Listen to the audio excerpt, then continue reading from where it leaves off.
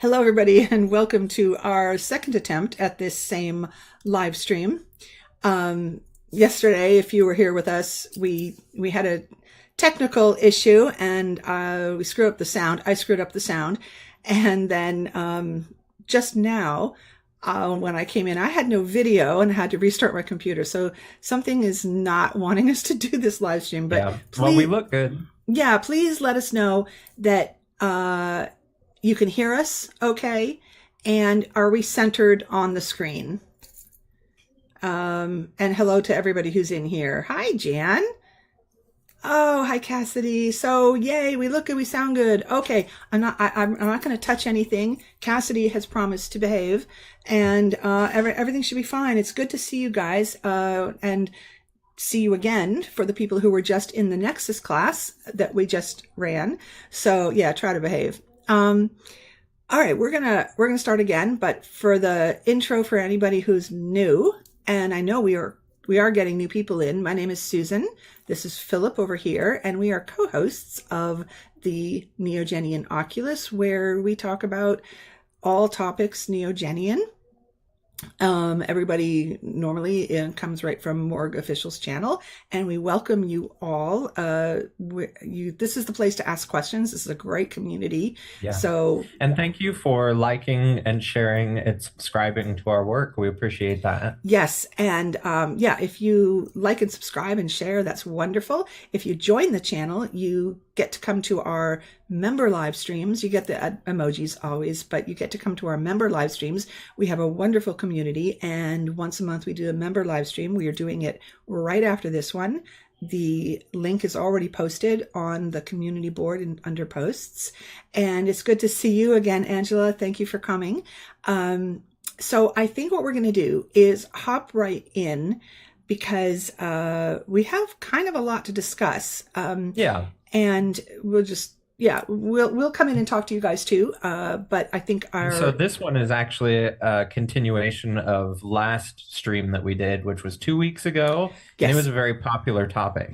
Yeah, what we did last time, which I think is one of our most popular videos, live streams, is that we discussed the path from where we came from to get to the Neogenian, and it was basically our stories. So Philip is from a more religious background, and I come from a more atheist, although it was never really explicitly said to be that, but scientific background. And although we're very similar, we really enjoyed hearing each other's perspectives, and we thought, why don't we share that? Because I don't think we've ever given the entire story. So what we thought we would do now is talk more specifically about one of those paths, which is, I think, probably by far the more common one, which is religion, from faith, religion to reason.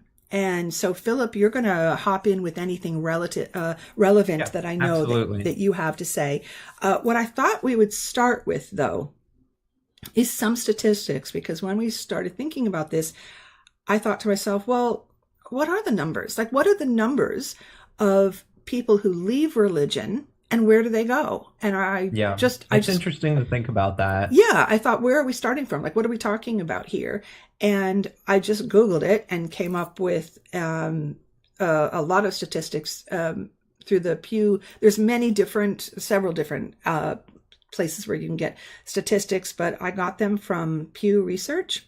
And all of the information that we're going to share with you, you can find in the bio of this video. Yeah, in the description below, I have linked under resources. Unfortunately, yesterday's live stream included another resource, which today the website is not coming through. So I couldn't put that story up. We're going to be talking about the information from there. It's nothing really, earth-shattering.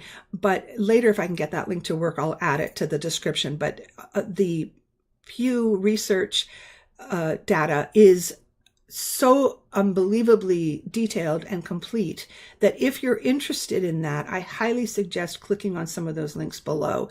They did extensive studies where if you just want to know something really specific about a particular denomination of Protestantism and the breakdown of people who are in it and where they're going, it'll be in there somewhere. So what I did was pull some of the more general pieces of information. The things that I was interested in basically is what are the numbers and where are they going? So let's start with that. It's in no particular order. I threw these pictures in yesterday. So let me just unhide this one. Okay. And let me move it over. So it's okay. It's mostly hiding me. That's fine. You can see Philip. Hi, Sophia, and everybody coming in. Yeah. Sophia, welcome. I think you came from the Nexus, and I think this is your first time here. Okay. Hopefully here, I have to make this smaller. Okay. Can everybody read this? Okay. Hopefully you can. This is showing after years of decline, the Christian share of the U.S. population stabilizes. Now, I'm going to preface this by saying that I think Christianity, and we focus on Christianity because it is by far the major religion of this country, and at least, but around the world, Christianity numbers are falling. This is U.S. only for this, and you can see that it was from 2007. It's been steadily declining, and then a couple of years ago, it's pretty much leveled off now, and that just gives you an idea of the numbers that we're talking about. Let me move to another one. We don't want to spend a lot of time on these. Let me cover that one. And then the next one is, let me move this over. This is on measures of spirituality. I thought this was kind of interesting. The gaps between younger and older Americans are relatively modest. So you can see that there's not a lot of change from people born in the 40s or earlier up to people born in 2000, 2006. And you can see the ages. So between 18 and 24, all the way up to 74 and higher. And there's not a lot of difference between the two, which is really interesting. The two columns there. Just for spirituality, right? Not necessarily Christianity. Exactly. What this is looking at is people who, the belief in that people have a soul or spirit in addition to their physical body. And numbers are very similar across the board in age. And then the second question was, there is something spiritual beyond the natural world. Younger people are less likely to believe that. The older people are very close, 81, 86% for the 74 and higher. So I thought that was really interesting, that it's not talking about a particular religious belief. It's just talking about that the idea that people have a soul or spirit in addition to something more than the physical, basically. And we'll come back to that point. Here, let me close that one. And then you had a couple more, didn't you? Yes, we do. I have got 3 more. So this one is showing, oops, let me grab that and bring it over here. So on balance, let me get a little bit bigger. Christians lose more people than they gain by religious switching. Nuns, which is in quotes, that just means they don't have any affiliation. They gain far more than they lose. So Christianity, for every 6 people that leave Christianity, they only get 1 person who joins. Protestantism, 1.8. It's almost like, 2 people leave and 1 person comes. Catholicism has the biggest losses, 8.4. People leave and only 1 person joins. And that's kind of interesting. Yeah, because that is high. Like a denomination of Christianity. Yeah. And so it's kind of interesting to see those numbers. Well, they're in that they do overall Christianity at the top, and then they break it into Protestantism and Catholicism. So by far, more people are leaving Catholicism and then Protestantism, and then I'd like to know why. That'd be interesting to find out why. Yeah, I would like to know that. I could give a guess. I think we could give guesses. I think it's very restrictive. It's maybe too much paraphernalia involved. Too much. That's an interesting way of putting it. Yeah. But yeah, too many rules, Lucifer said. Now, there's a lot in Protestantism. Yeah, bad history. That's another one. Yeah. Nanu said. Protestantism still has lots of rules. I've talked about this at length with other people, because the Protestants that I encountered growing up were not the really like an evangelical. I knew one person who was like that, and she was pretty tame, really. I do have to say though, Catholicism does have cool architecture and fashion. Absolutely love the architecture. You Yeah. know, I absolutely do. Aside from the whole ideology that they promote, they do kind of have a cool vibe They have a of, really cool vibe. I don't understand a lot, including the cannibalism. I don't get yeah. a lot of really weird things, but anyway, the last one here is religiously unaffiliated. So for every person who leaves non-religion of some sort, almost 6 join. So they're leaving Christianity or religion, as a whole. So, okay, that's that one. Which one are we on? Okay, close that. Just 2 more. All right, more Americans say, here, let me make this a little smaller, that their spirituality has increased than decreased over the course of their lives. And you can see this. So we did that one, didn't we? Yeah, no, we didn't. We didn't do this one. So, but this is that. Oh no, the numbers. That was a different chart. This is talking about that their spirituality has increased or decreased over their lives. Oh, okay. The other one was whether or not they've gained spirituality, or just whether they believe in something other than just their body. I see. So I thought that was interesting as well. I just want to read what Mark wrote here. Catholics aren't the only sacramentalist robes and incense Christians. This doesn't account for the non-Rome centric Orthodox variety. Yes, and I'm aware of that. I just am not extremely familiar with those. Here, let me undo that. And last one, which one is this? Oh, okay. So this is a graphic I had to make myself. I just had the table of the information. So I just did this rather than having to just read it to you because I had it in a written format. So this is my question. When people leave Christianity, where do they go?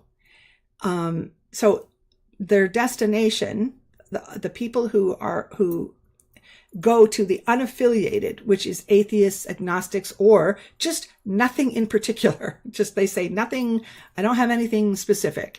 That's 65 to 75% go to that category. Now, about 15% go to another religion, not Christianity, because they're leaving Christianity. So Buddhism, Islam, paganism, things like that. A significant portion of the unaffiliated, which is the top line, become spiritual but not religious.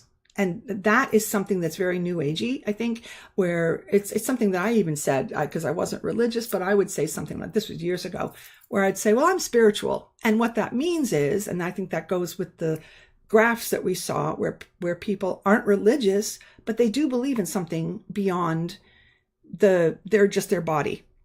A small percentage, less than 5%, join, and it was called like something fringe/philosophical. Fringe was not my word. That was what was. I like that though. Yeah. So Satanism or esotericism, something like that. Obviously, I like that because if you watch the last stream that we did, that was my personal path. Yes, that's yes, you went to that group. And then the people who didn't answer or didn't know what their answer was are the remainder there. And then there's a breakdown within the 65 to 75% who move to the unaffiliated. It's basically breaking down the categories in that. Atheists is about 17%, agnostics 20%, and the nothing in particular is the majority. That's 40%. And they're open to spirituality. They're just not religious. So, okay, let me close that. I thought that was sort of a interesting. Yeah, those are interesting. They are interesting. Yeah, because when we're talking about people who are leaving and finding reason, like what is that path? So, what are those numbers? Are you talking to Jan? Heretical, are you specifically talking to Jan when you say CDC numbers or from a university? I'm not sure. Having more rational insight. Oh yeah, okay, you're talking about something different. So, all right. Now with that over, we're moving into deism. Sophia, deism is belief in a deity. I think. I mean, is that not what that is? I think so. Oh, you're not studying people leaving religion. Okay. So getting back to the actual process of moving from faith to reason, where did we want to start with that? Okay. So the reason that people leave religion. This is what I got from that article that won't load for some reason. So I couldn't put it in the description. Hopefully I'll be able to do it. Mark just answered that better. It's a belief in a distant deity who either can't or won't intervene in human affairs. So yeah. Okay. One that doesn't intervene on our behalf. All right. The reasons people leave. The first one that was given was cultural stagnation, that people are becoming more progressive in their, ideologically, but the religion is, it's not becoming more progressive. It's sort of, they're moving on from what they've been taught, basically.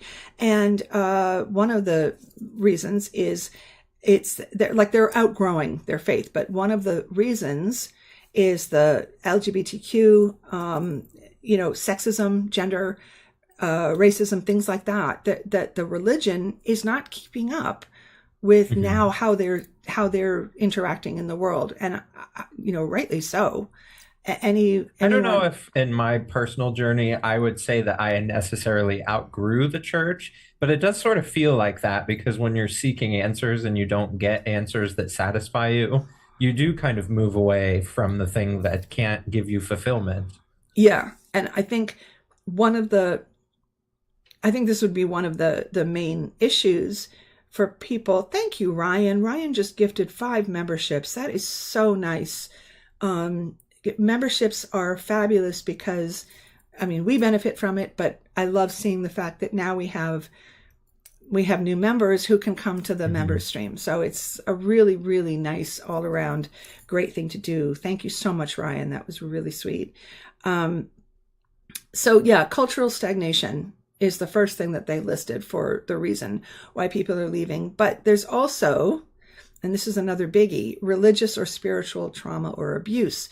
So there's trauma that you can get without having some sort of abuse, although abuse is, seems to be rampant in some areas. Hi, Morg. Nice. I'm so And glad I'm you very could make lucky it. that I never encountered that, because the denomination, I was Methodist, is very tame compared to many other denominations or even other religions. Yeah. Things like, you have Mormonism and other religions that are more strict and they have more rules, and a lot more trauma that goes along with that. I did not personally encounter that. Yeah, which is really good, because religious trauma, on top of already difficulty in having to, question your beliefs and do the searching and everything, that's kind of hard enough when you know that, maybe everybody in your family is just very church going, and you immediately know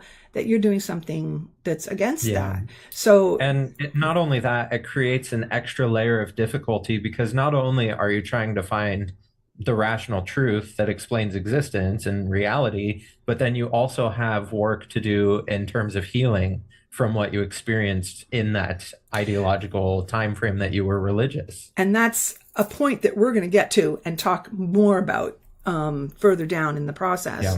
But there's also that component, the RTS, the religious trauma syndrome. When I hear the stories of what people have experienced and what they're, it's not just, oh, I had a tough time.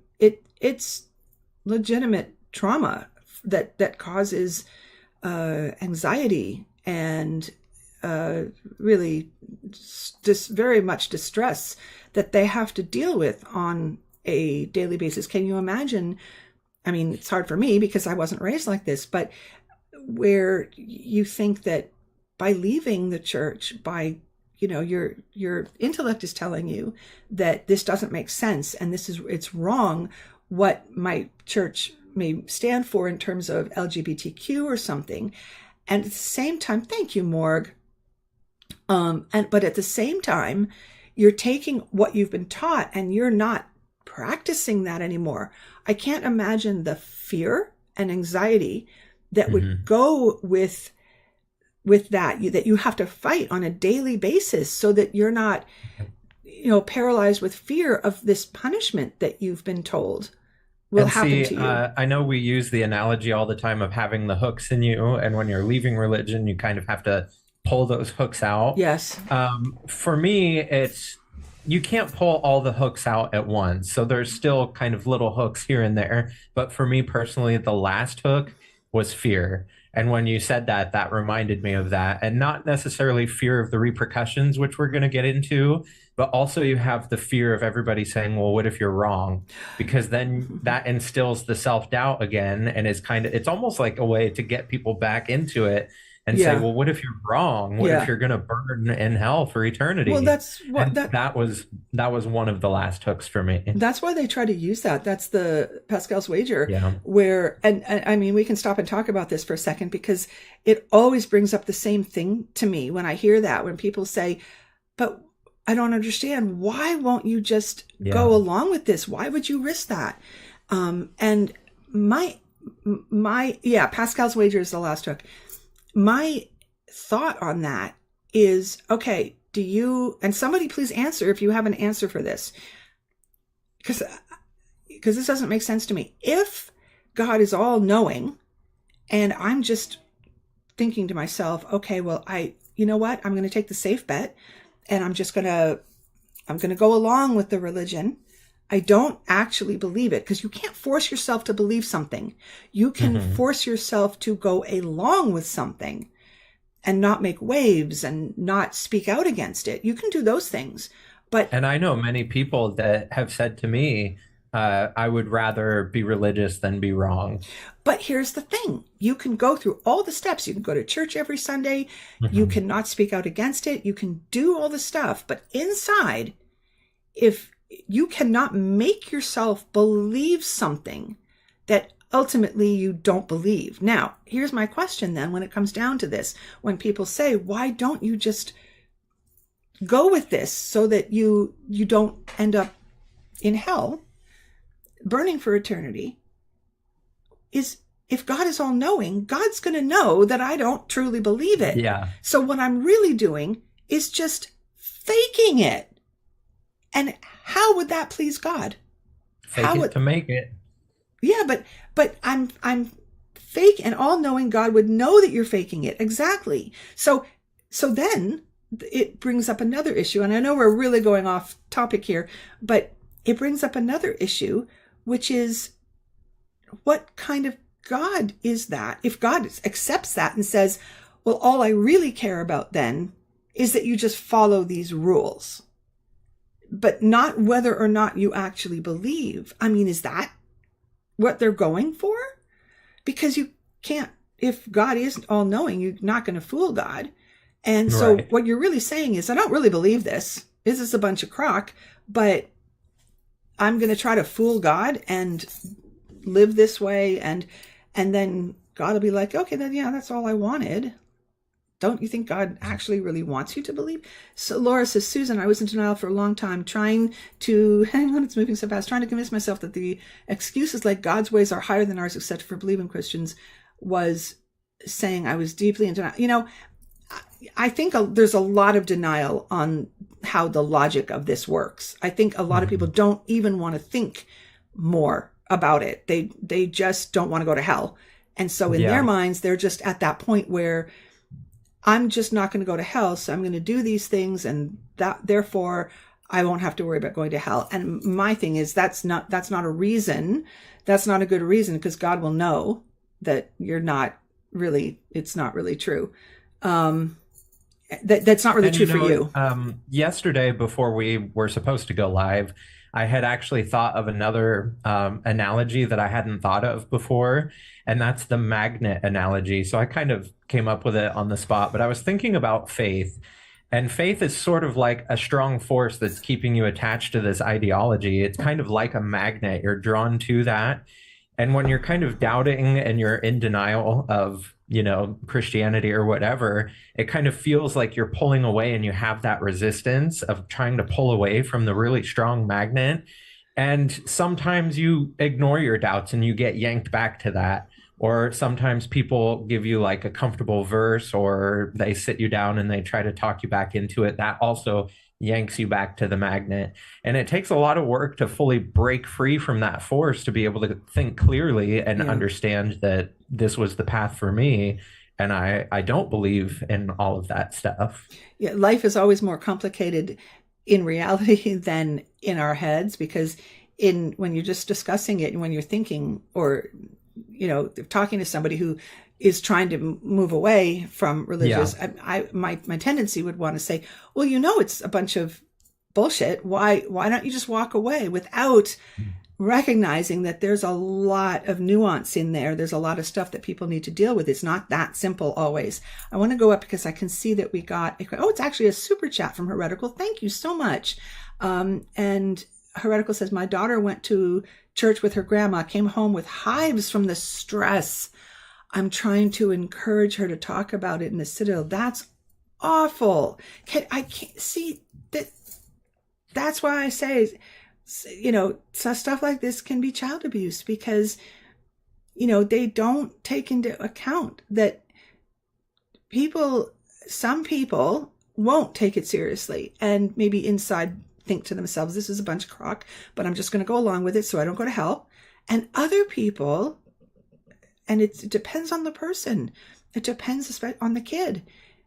Other people are going to look at that and say, because kids are sponges, they take stuff in, and there will be ones who say this is real. This is something I'm being told. Also, this. When you're that age, you don't have the critical thinking skills to be able to analyze everything and process everything that's happening when you're taking in this information, because it is structuring your mind in a certain way. And then later on, when you're older, that can provide difficulties. Grown up, there's a lot of adults who don't have critical thinking skills, as we know. Never mind kids. So I hope that you can help her as well, Heretical, because that's the start. I hope you can nip that in the bud, because that's the kind of thing that starts people on the road to a trauma and we all can think of situations. I can think of situations that weren't at all related to religion, other aspects of life that, this is why as adults, we all have been fucked over in some way, by adults saying the wrong thing to us, not even necessarily on purpose to fuck us up, but they say something that we take as much more serious than it was maybe intended. And that festers and grows and becomes something that we later in life need therapy for.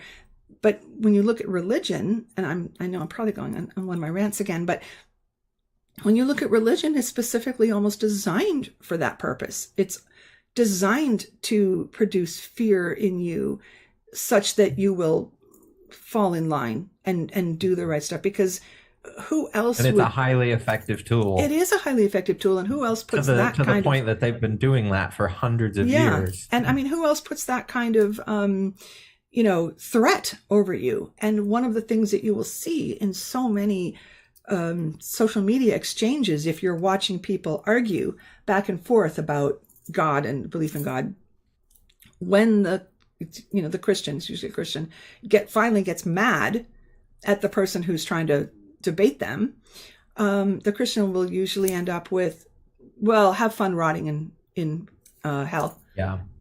I'm looking forward to seeing you burn for an eternity. That's horrific. That I can't even. But it's also kind of dismissive escapism from actually the debate and being able to. Oh, of course, but that's because they don't have the backup. They don't have the logical answer for it. So they just end up with, well, you're going to suffer. And what they're really doing is projecting their fears onto the other person. Anyway, we have to We have to move on. So that's the religious or spiritual trauma or abuse as the second reason. The next one is suffering. So the existence of suffering, a theologically thin accounts for the existence of evil in the world or insufficient explanation for why adversity strikes. So basically, it's people can't make sense of why bad things happen. And I have a note to discuss struggle and suffering, which is a topic that we have talked about before in previous live streams, because suffering, it's interesting to try to hear people, religious people, explain the existence of suffering, and it becomes really convoluted and weird. I've never gotten a satisfactory answer for that. Ryan has been a member for 3 months at the waveform level and said Christians take pride in the phrase, "I'm a God-fearing Christian." Oh, I hate that. Yes. Yeah. Fear of God. Fear. Also, put so-and-so, put the fear of God in me, that kind of, that phrase, "I'm a God-fearing Christian." How awful that that your God, the way God is depicted, the way some Christians depict God, is someone to be feared and, just obeyed in everything. Mm-hmm. And also, whenever I was younger and I would bring up, well, what about all the terrible things that God did, like flood the earth and kill everyone, or all the firstborn of Egypt, and the stories are countless of him doing terrible things. Mm-hmm. And I always got the excuse that's Old Testament, so it doesn't matter anymore. Yeah. Or he is a jealous God and humans cause that issue. Or the excuses just go on and on to. We could talk. We could talk for a long time about Old Testament, because as soon as someone says that's Old Testament and doesn't count, I want to point out to them that a lot of things that they're screaming about that they don't like are Old Testament things. That things that they don't like exist, and they will point to that Old Testament passage as the reason that's valid about it. But then other things they'll say, "Oh, well, that's Old Testament. We don't do that anymore." And there's definitely the understanding. You need the understanding, and this is what makes me crazy when people say that the Bible, specifically, I think the King James Version, is absolutely word for word correct. The word of God, and immediately that I know that's absolutely wrong, because the Bible is something, and this isn't from me, I've gotten this from another source, but I respect this source, that always the Bible is something that every single person who reads it or talks about it negotiates with on some level. Yeah, I know we talked about that yesterday a little bit. That everybody decides for themselves what parts they're going to take and what parts they're going to dismiss as being outdated, and we no longer do that. And as a society, we have moved past slavery, or at least we thought we had, and we don't. Even though it's in the Bible, we've negotiated that and put that behind us. So that's just one example. Anyway, and I don't know if it plays into that negotiating with the Bible, but I had a lot of people when I was growing up read those daily devotionals, which kind of seems like it's a shortcut. Because it's pieced out little verses for every day in like a 365-day devotional. And you read this little nice quote and it has stuff kind of telling you how it applies to your life. But that's kind of a shortcut for people who don't want to read the King James Version or the Old English, because it's very slow to get through. Yeah. There's a lot of stuff that is kind of boring, if that's the way you would want to put it. Yeah. So you're kind of negotiating with a watered down version even. Yeah. Absolutely. I mean, well, there's all different, but I have one that is like not a new age. It's one of these ones that where it's written in a way that you can read, a new world translation.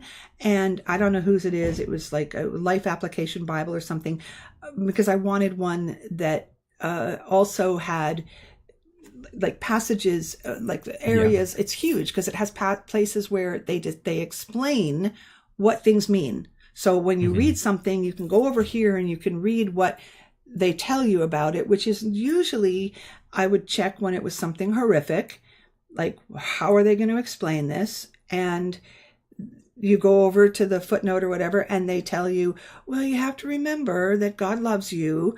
It was always something like that. I'm like, but how do you, like, what? It's like, the important thing here is that God loves you. I'm like, yeah, but God just did something awful. And then my famous one, and I wish I knew the passage, was, it was so bad, the thing, and this was decades ago, but it was so bad that I thought, what are they going to say? What could you possibly say about this thing? And there wasn't one. They just didn't even try. They didn't even try to explain it. So bad. Anyway, we got to hurry. So I wanted to talk about, just really quickly, the Neogenian perspective on struggle and suffering, which you can find in some of our other live streams and things. What happened to my chicken? Did you throw out my chicken?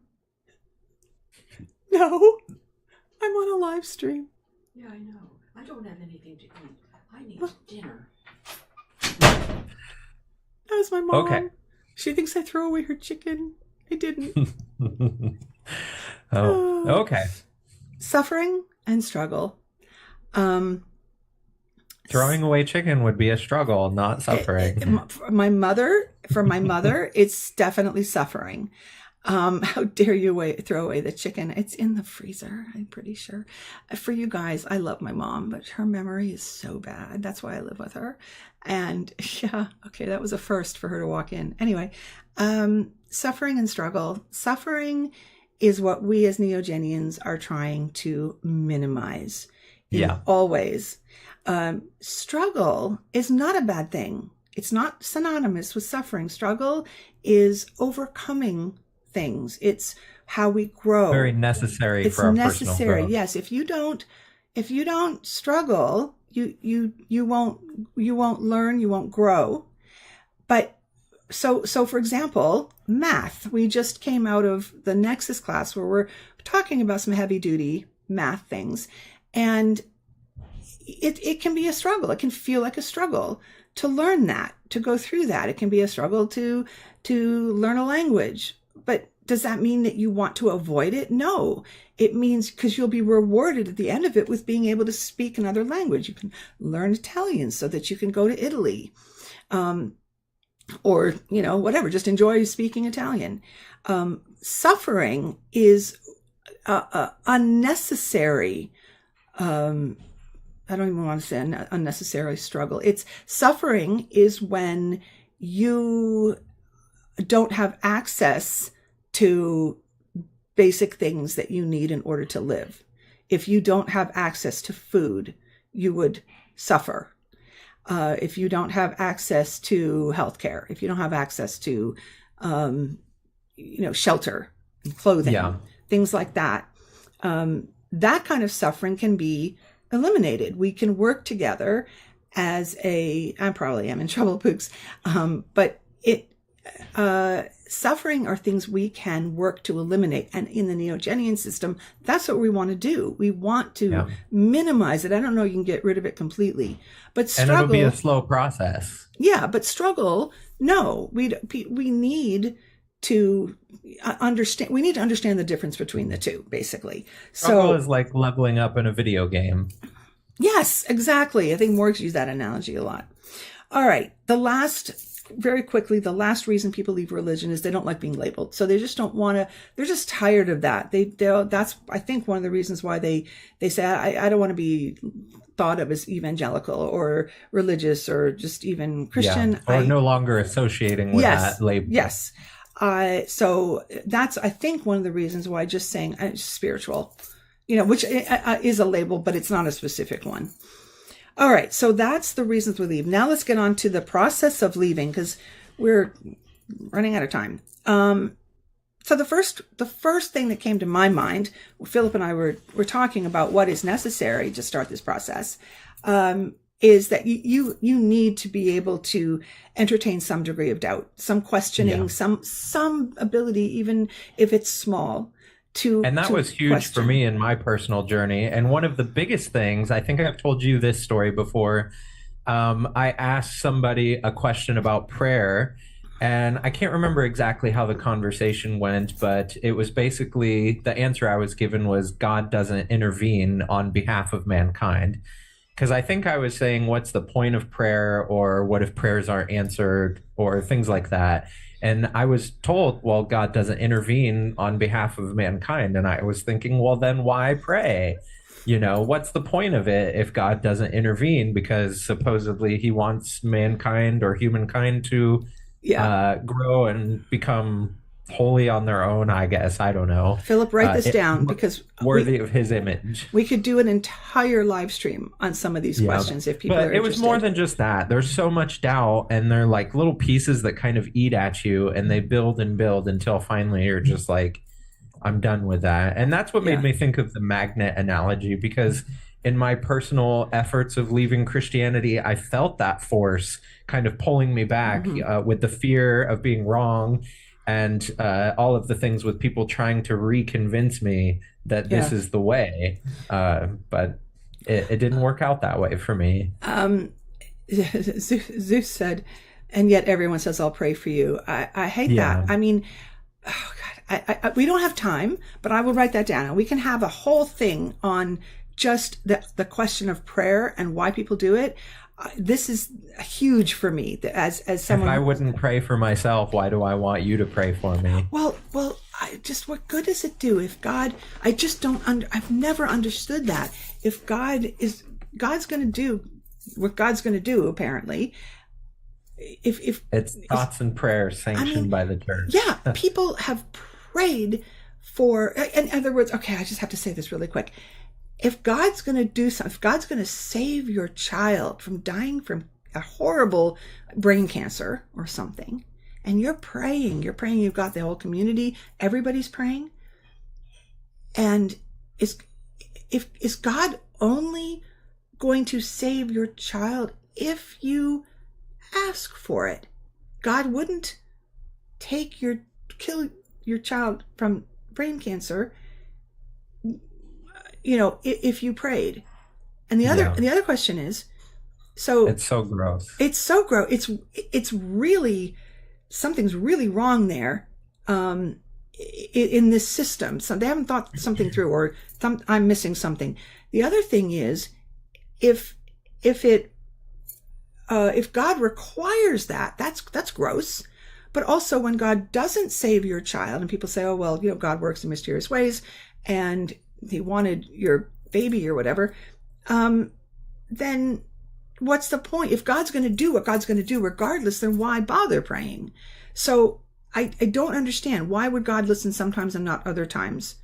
I always think of that quote. I think I've said it on a couple other live streams, but the reason you don't see faith healers in hospitals is the same reason you don't see psychics winning the lottery every week. Yeah.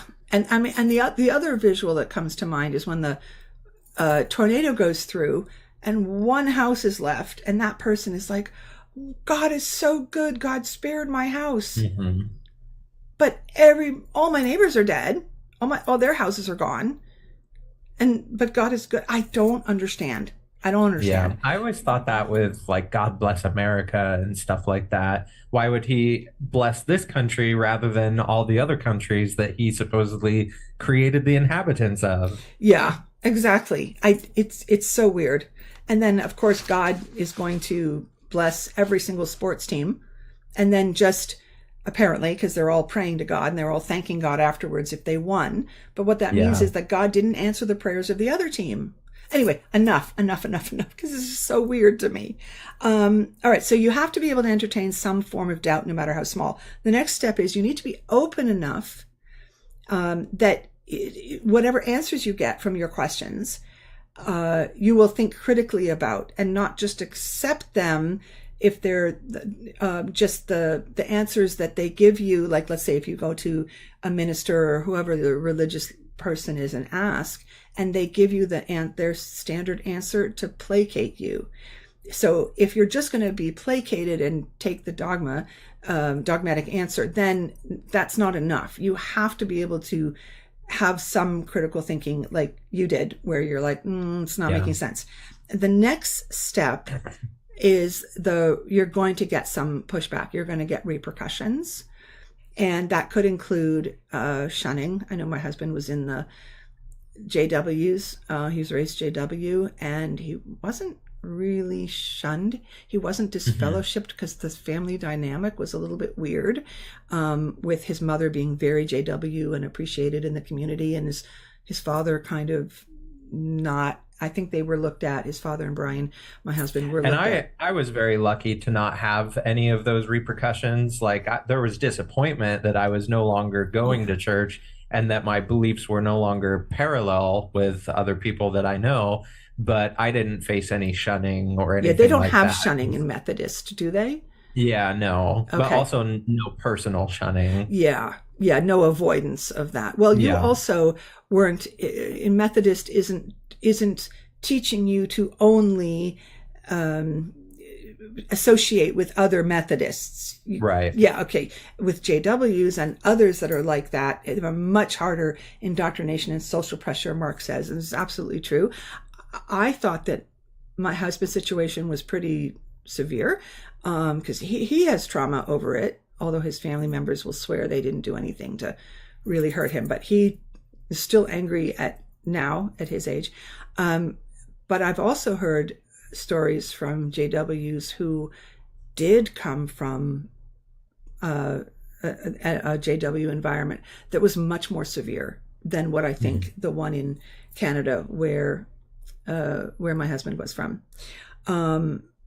Because of the repercussions, and I know that I'm kind of pushing this along, so please feel free to hop in with anything that, Philip, that you have to say about these areas. Because the repercussions themselves could be an entire live stream, but you're going to need support. Now, you had something you wanted to say specifically, I thought, about getting support. I don't know. Was that about finding new passions and Nope, purpose? that's the next one. No, support would be more, therapeutic group.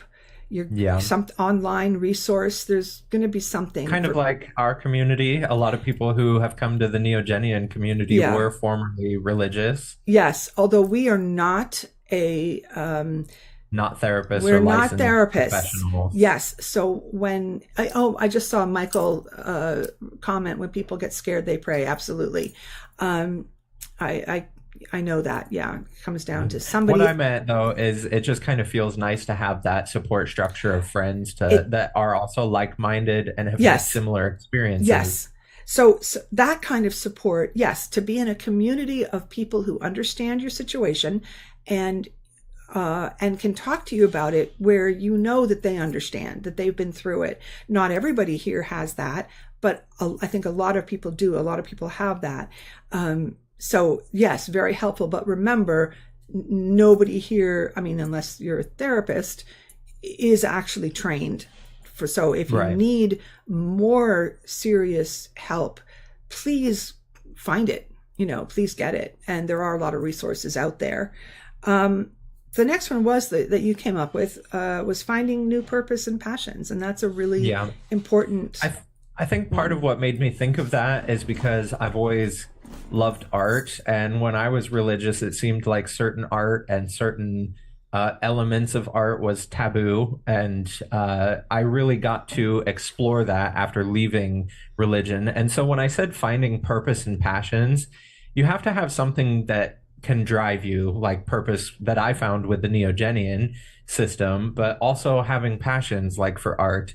So immediately after leaving religion, I kind of went towards all of the things that were considered taboo. I kind of wanted to look into Satanism, darker art, because religious people do still appreciate art. They just don't appreciate the more niche art or the darker art, which I found fascinating. Did you feel guilty? Did you have any guilt for doing that? Yes, because also I really believe that art includes some elements of sexuality and darkness, and there's all of these different elements in very art. Taboo.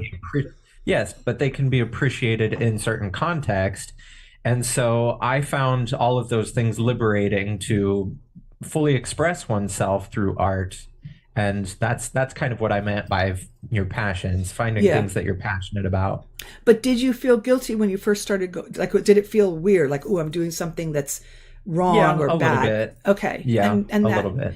and then that gets better over time. I know Morg has talked about having to force themselves to do some things that were taboo Yeah. and made them feel guilty, just to get over that. I think swearing And was one of them, right? also with music, there can be elements of music and musical theater, things that are not appreciated within the religious community.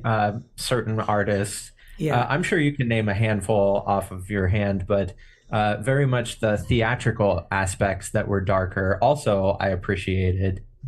Yeah.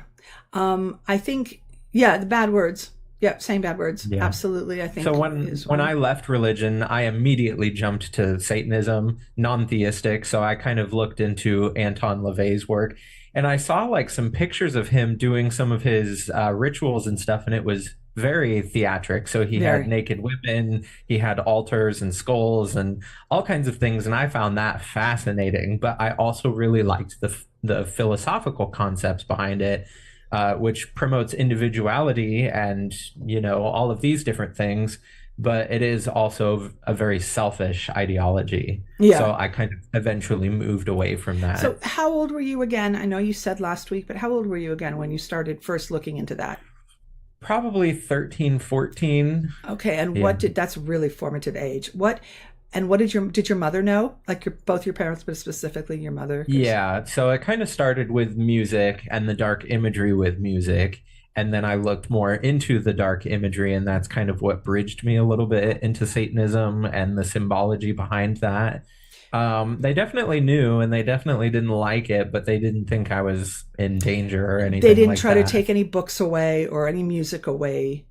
There was a point where they were concerned about the music I was listening to. I Hmm. remember I had this little MP3 player before, all the fancy stuff, and it had like Rob Zombie had a song called Acid Trip on it. They were very concerned about that.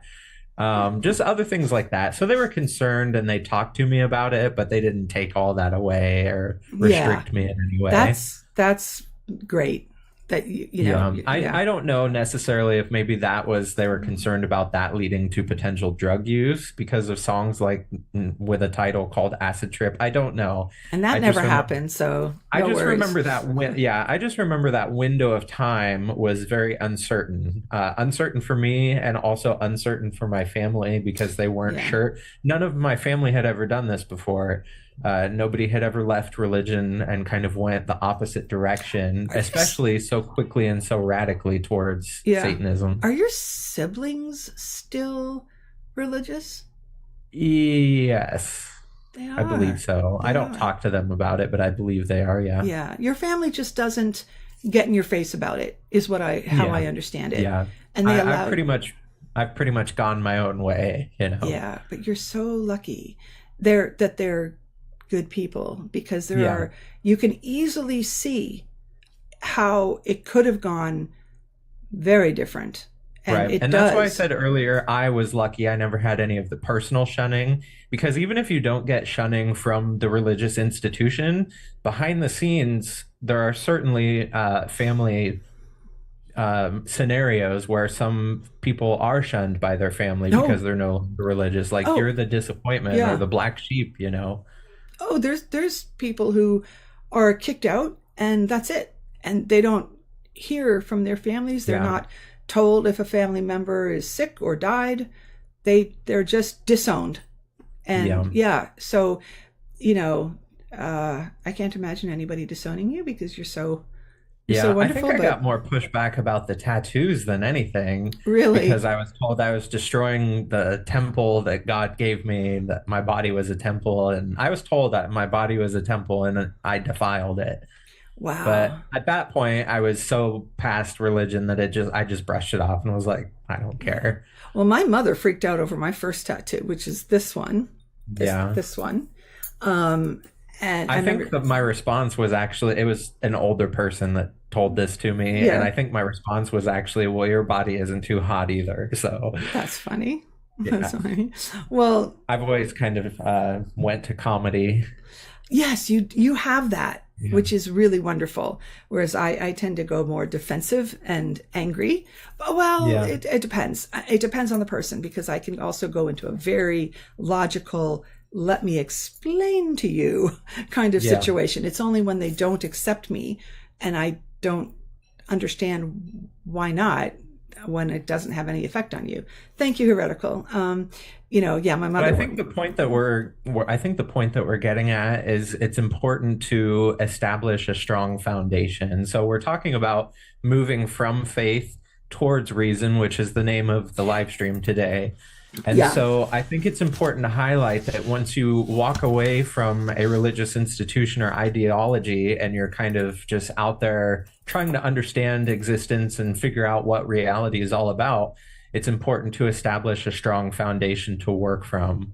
And so I thought we absolutely. could talk about that a little bit. Yeah, I kind of want to end on a really strong note. One of the things that I thought about as I was presented with this information to think about in statistics and stuff was that a lot of people, when they leave Christianity, like, for example, a religion, but Christianity, they will, for obvious reasons, I think, often go completely in the other direction. So there's a God to there's not a God. So they just go right to atheism, because if you can imagine, being really traumatized, being abused, you would probably want nothing to do with it. It's very understandable. It's valid.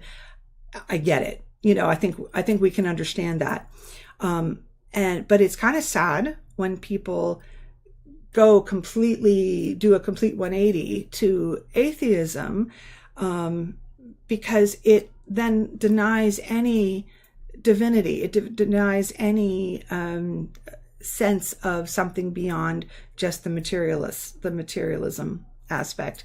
And of course, as Neogenians, and the thing that I've talked about probably too many times that I really like about it is this blend of the reason, the logic, but also with the metaphysics, with the fact that there is this eternal, aspect of us, that we are all the divine together. So Right. it's not just this sort of emptiness, very, very unsatisfactory sense that atheism has. Now, again, I can absolutely understand it when you're so distraught from what you've been through that you just hop over to there and shut that door, and don't want to be open. I know Morg's talked in the past about how it's like so difficult to then actually talk to an atheist. You would, And I know people like that. yeah. And what's funny, what's sort of ironic, is that people will come to Morg's live streams, and sometimes it's either, well, you're an atheist or you're a Satanist. They're like, you're not Christian, therefore you're one of these things, and it's neither. But it's very amusing in a way when they say, well, you're an atheist, as because absolutely not.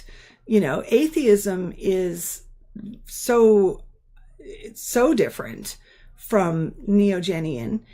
So it's really, of course, they're coming from a place of ignorance. They're just coming from a place of hopping in, seeing that we're not Christian, seeing that Morg is talking about something very. And I know a person in my personal life that was Mormon when he grew up, and he left it. And I don't know if it was because it was so traumatizing for him, but he jumped right to atheism. Oof. And he kind of shuts down any conversation that you begin to have about anything like this, metaphysics or spirituality. He just is, there's nothing.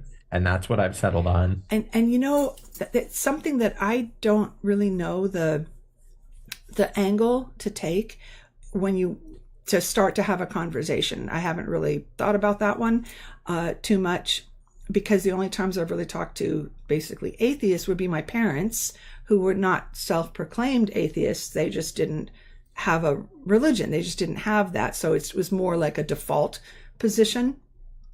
And trying to break through that sort of scientific materialism wall was very difficult. It's not that they weren't possibly open to it, but there was almost like no entry point that was available. So it, like when you're talking to the person, who was ex-Mormon, it's almost like, how do you, like, that person's coming from a place of trauma.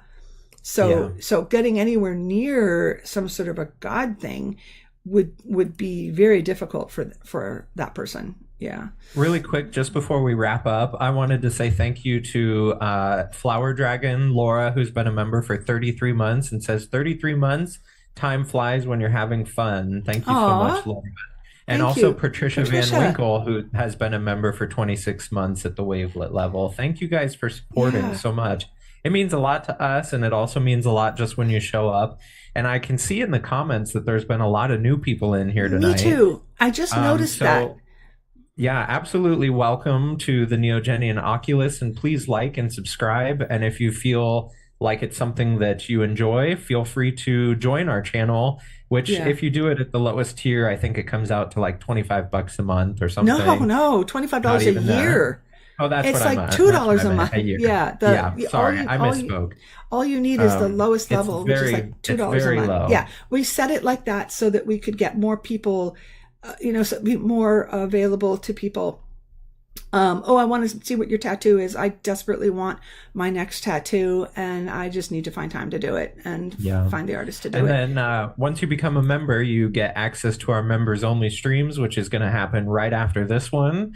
And Susan has posted the link for that on our posts page on our YouTube channel. So hop over to grab that and come on in.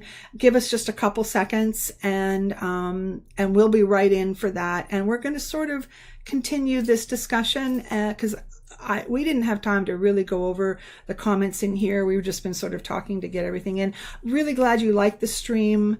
And feel free to suggest other streams if there's other aspects of these conversations that you'd like us to go into further. Yeah, absolutely. I think next time we will sort of probably continue on this vein with lots of other, there's other angles to go on and a lot more information, and we can talk about this. We could have taken any one of these and just talked for an hour about it. So I'm just going to say one thing really fast to Mystery Singer. Low pain threshold. There are parts of you that can be tattooed with less pain. Just don't do it on any bone. That hurts a lot. So on that note, good night, everybody. And we'll see everybody else who's a member. Please come on into the members in a few minutes. All right. Good night. Good night. This was fun.